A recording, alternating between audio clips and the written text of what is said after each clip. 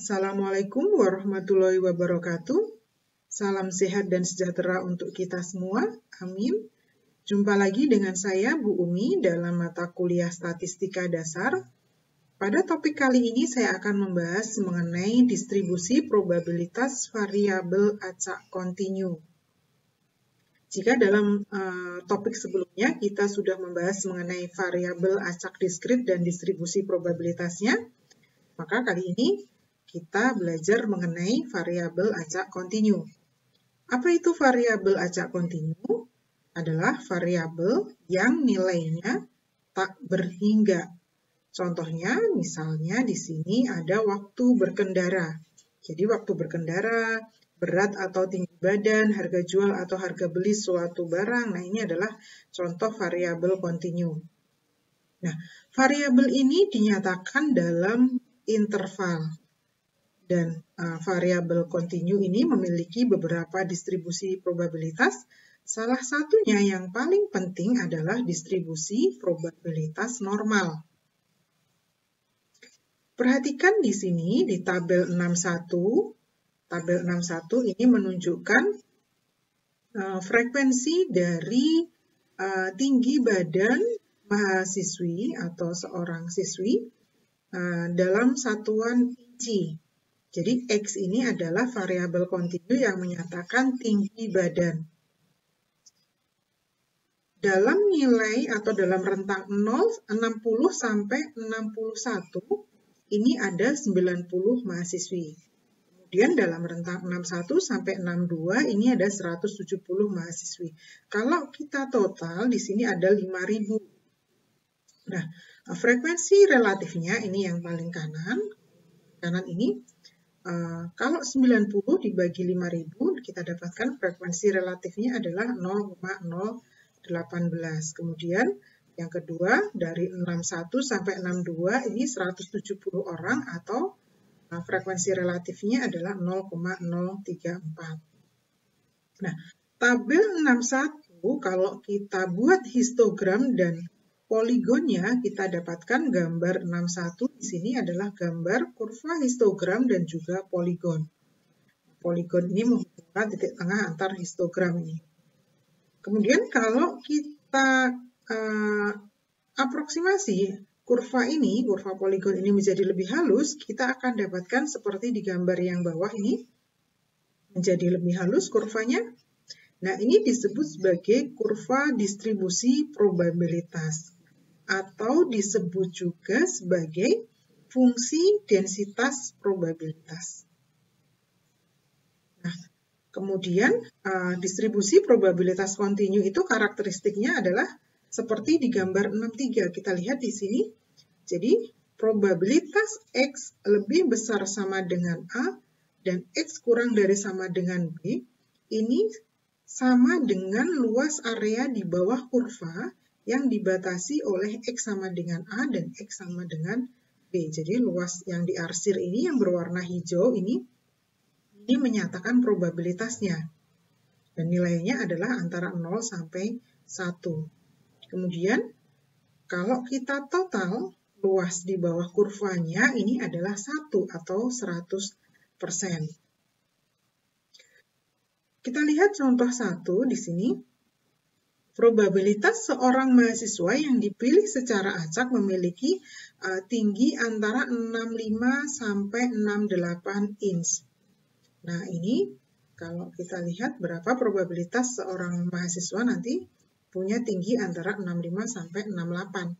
Ini dinyatakan dengan kurva, ini luas di bawah kurva yang dibatasi oleh 65 sampai 68. Nah, yang perlu diingat di sini bahwa nilai X ini tidak bisa bernilai titik atau bernilai tunggal. Jadi misalnya berapa probabilitas seorang mahasiswa memiliki tinggi 67. Ini nilainya adalah 0. Kenapa? Karena dalam variabel kontinu ini 67 ini nilainya adalah dinyatakan dalam interval. Jadi bukan nilai titik seperti ini.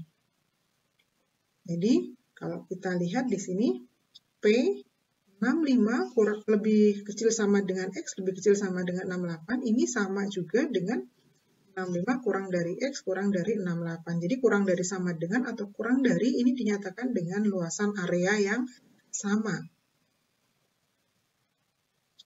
Berikutnya adalah distribusi normal. Distribusi normal ini adalah distribusi probabilitas kontinu yang paling penting. Bentuknya seperti lonceng atau disebut sebagai kurva lonceng. Dengan nilai rata-ratanya ini adalah min atau mu, dan standar deviasinya ini sigma, dinyatakan dengan sigma. Bentuknya seperti ini, seperti kurva lonceng. Bagaimana karakteristiknya? Yang pertama, tadi, seperti yang sebelumnya, bahwa luas area di bawah kurva ini sama dengan 1. Kemudian, kurva ini simetri terhadap minnya atau terhadap rata-ratanya. Karena simetri, maka luas di sebelah kirinya adalah 0,5 dan luas di sebelah kanannya adalah 0,5. Kemudian di sini ada ekornya. Nah, ekornya ini memanjang tak berhingga. Dia tidak akan memotong garis X-nya ini, tapi dia akan landai atau memanjang tak berhingga seperti ini. Perhatikan gambar 615 di sini. Di sini ada 3 kurva distribusi normal dengan rata-ratanya sama. Mu-nya sama dengan 50, tapi deviasinya berbeda. Perhatikan di sini semakin besar deviasi, maka kurvanya akan semakin landai.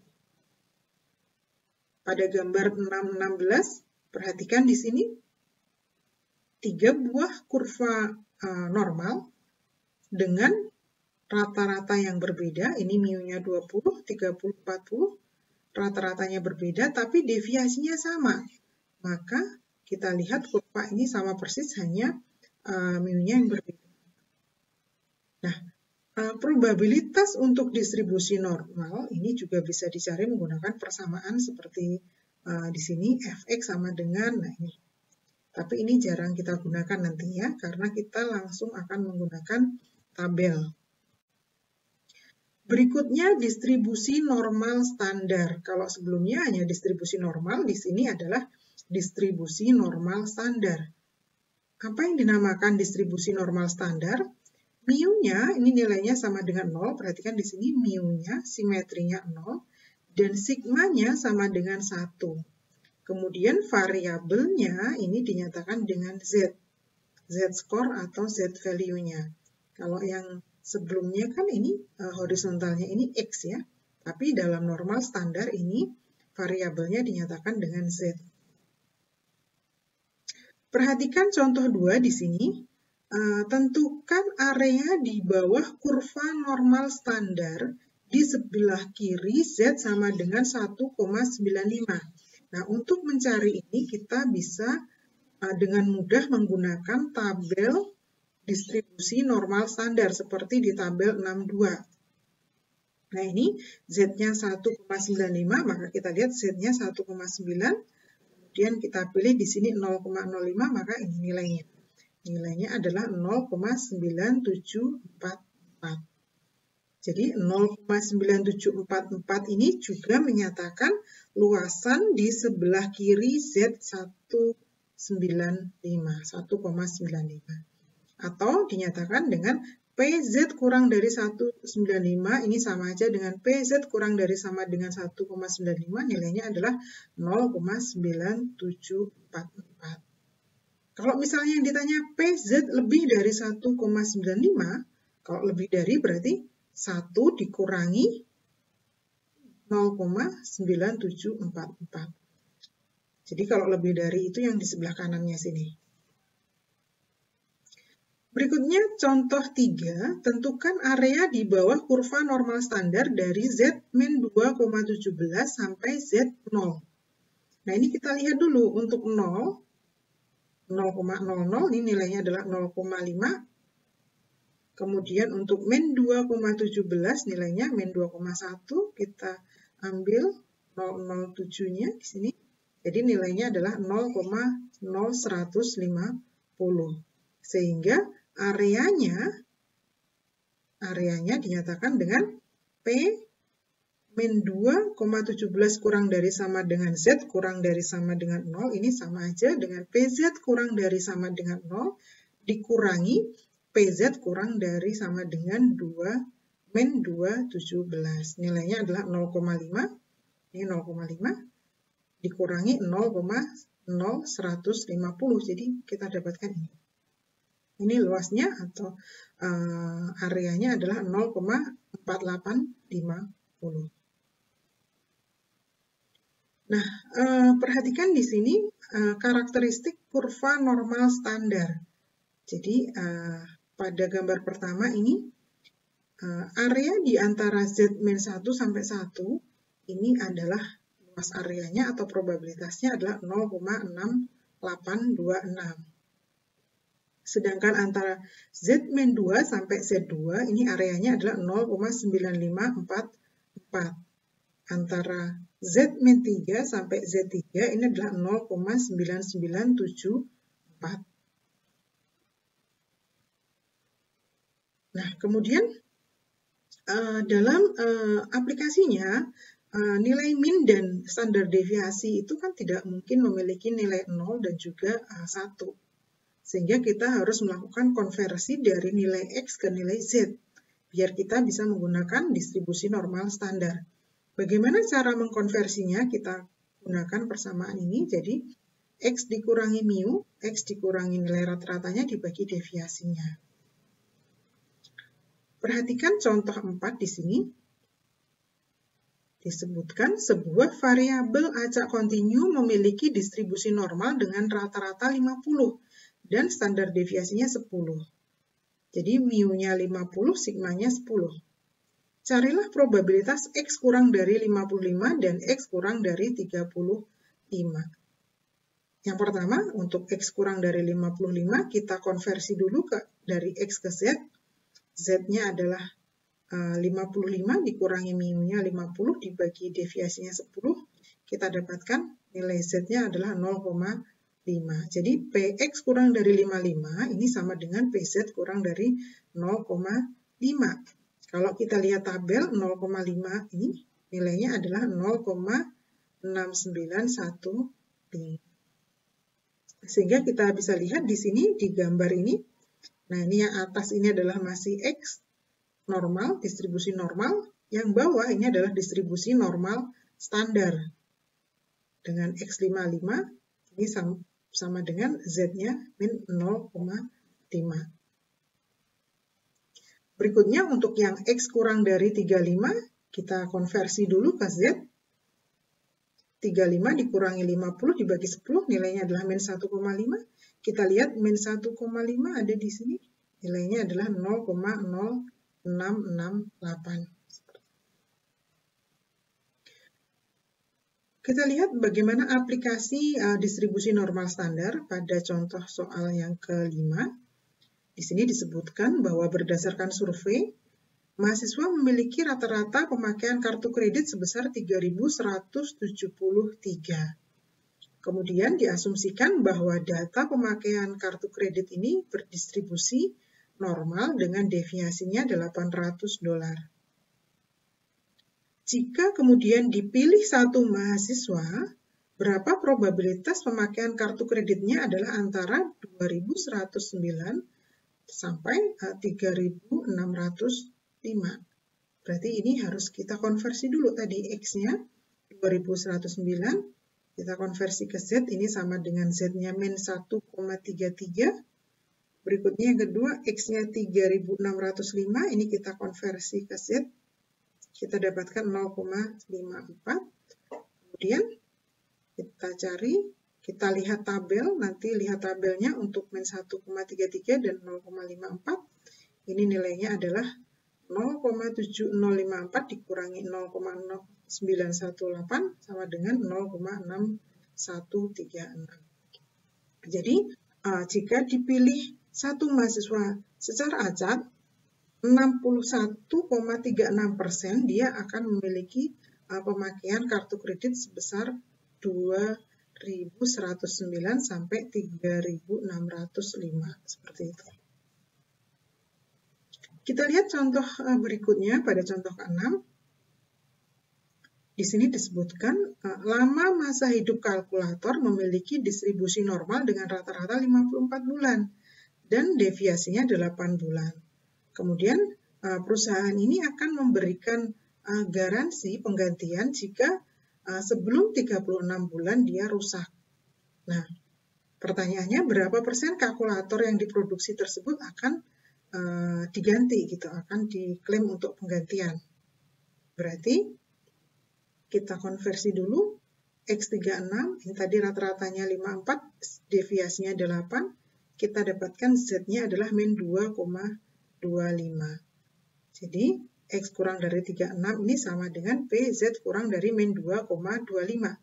Kalau dilihat di tabel nanti nilainya adalah 0,0122. Artinya dari seluruh kalkulator yang diproduksi ini sebanyak 1,22% dia akan mengalami atau akan diklaim untuk diganti. Berikut ini adalah soal latihan untuk dikerjakan atau dicoba untuk pemahaman. Kemudian kalau sebelumnya kita diketahui nilai Z-nya, kemudian kita mencari probabilitasnya atau mencari areanya. Pada contoh ini, kita diketahui areanya, tapi kita mencari nilai Z-nya. Contohnya, pada contoh 7, tentukan nilai Z jika diketahui area di bawah kurva normal standar di sebelah kiri Z adalah 0,9251. Jadi diketahui di sini luasnya 0,9251. Ya, tinggal kita lihat di tabelnya 0,9251 ini Z-nya adalah 1,44 seperti itu. Jadi kalau diketahui luasnya, cari Z-nya, sama kita menggunakan tabel, kita lihat. Berikutnya pada contoh 8, tentukan nilai Z jika area di bawah ekor kiri kurva adalah 0,05. Jadi disebutkan area di kirinya adalah 0,05. Ini pasti Z-nya akan negatif. Jadi kalau sebelah kiri 0 ini Z-nya negatif, sebelah kanan ini Z-nya positif. Nah, kalau kita lihat tabel, 0,05 ini yang terdekat adalah ini, 0,0505 dan 0,0495. Nah, di sini bebas dipilih, kita pilih yang 0,0495, jadi Z yang bersesuai adalah min 1,65. Berikutnya, aproksimasi normal untuk distribusi binomial. Jadi, distribusi binomial itu adalah distribusi untuk variabel diskrit. Kita bisa cari menggunakan persamaan ini, PX ini, seperti di topik sebelumnya. Nah, distribusi binomial ini bisa kita aproksimasi sehingga kita bisa menggunakan distribusi normal. Syaratnya adalah N dikalikan P lebih dari 5 dan N dikalikan Q lebih dari 5. Lihat, ini adalah tabel distribusi binomial. X-nya nilainya diskrit 0, 1, 2, dan seterusnya. Ini. Bagaimana caranya?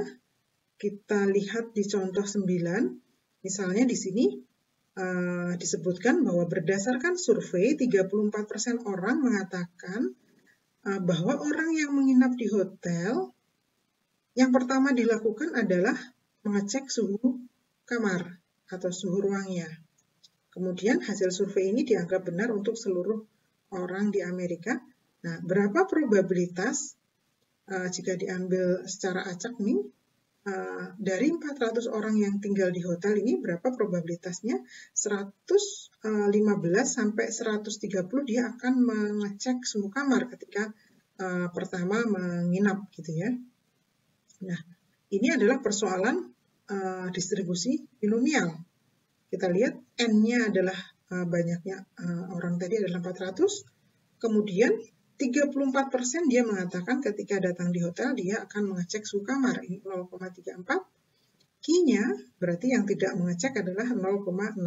1 dikurangi 0,34. Kita lihat nilai mu-nya N kali P 136. Standar deviasinya akar NPQ.